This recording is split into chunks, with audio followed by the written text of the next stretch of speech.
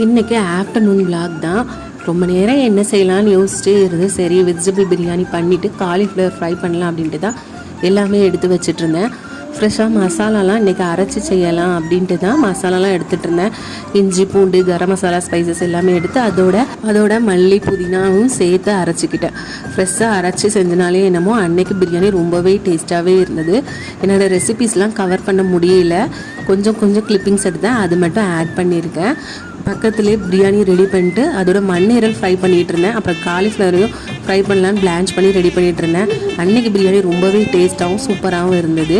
சமைக்கிறது கூட 1 ஹவரில் சமைச்சு முடிச்சிடலாம். ஆனால் என்ன சமைக்கலாம் அப்படின்னு யோசிக்கிறதுக்கு தான் 1 டே ஃபுல்லாகவே எடுத்துக்க வேண்டியது இருக்குது.